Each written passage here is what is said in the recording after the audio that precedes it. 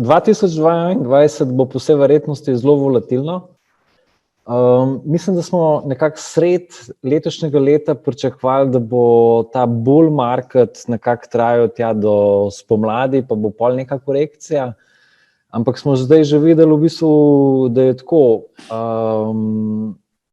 Razlika med letošnjim letom pa rečemo 4 leta nazaj, ki je bil isto podoben cikel, takrat je bilo vse korelirano z Bitcoinom.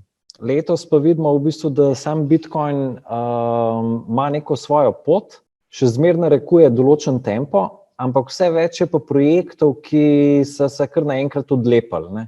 In tukaj znotraj letošnjega leta lahko rečemo, da se je segment DeFi, se pravi decentraliziranih financ, protokolov v bistvu malo odlepil, pol se je v enem delu so se NFT odlepili, pa pol se je v enem delu Metaverse odlepil, se pravi Mana, Sand in podobni. Tako da v bistvu teh stvari pričakujemo v bistvu v prihodnje vse več. Se pravi, vse več bo različno koreliranih zgodb. Ključno vprašanje za kriptotrg je predvsem količina kapitala, ki kroži v njem oziroma prihaja ven. Se pravi, če ne bo svežega pritoka, pol bomo videli v bistvu, kako bo ta flow šel iz enega projekta ali pa iz enih pozicij v druge. Če pa bo nek konstanten pritok denarja, svežega, in jaz verjamem, da to se bo dogajalo, zato ker v bistvu veliko institucionalnih vlagateljev v bistvu šele zdaj bo začelo dobivati možnost vstopa v ta segment.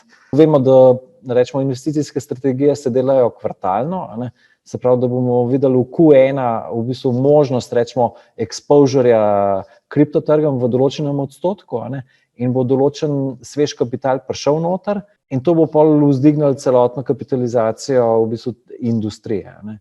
In to pa lahko nevtralizira tisti bear market, ki pa ga ljudje pričakujejo. Zato, ker marsikateri vlagatelj, posebej institucionalni vlagatelj, ki danes vstopa na trg, on je bolj dolgoročne narave. Tudi v bistvu, če pogledamo na delniške trge, v bistvu, ko grejo vlagatelji noter, pa rečejo, 5 ali pa 10% izpostavljenosti emerging marketom, oni kupijo v bistvu te največje likvidne pozicije in to je to.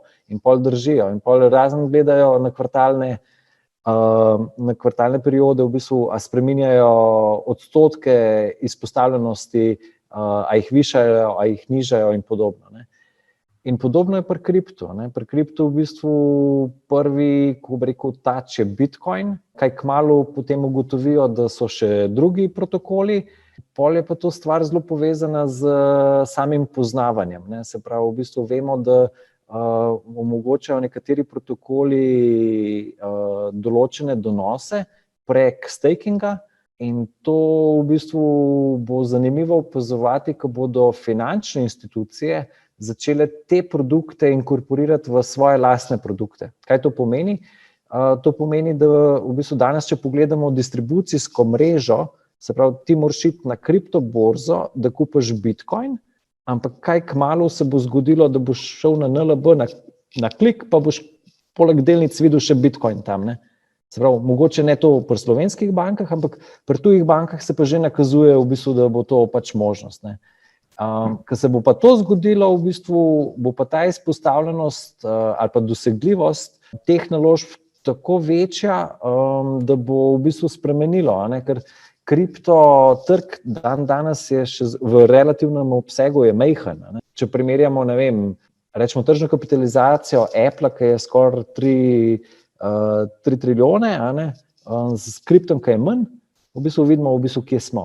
Leto 2022 bo večja vključenost vlagateljev, različnih vrst vlagateljev, določeni projekti bodo dali nove proizvode ali pa nove storitve na trg, kar pomeni v bistvu, da bomo spet videli v bistvu zelo zanimive stvari.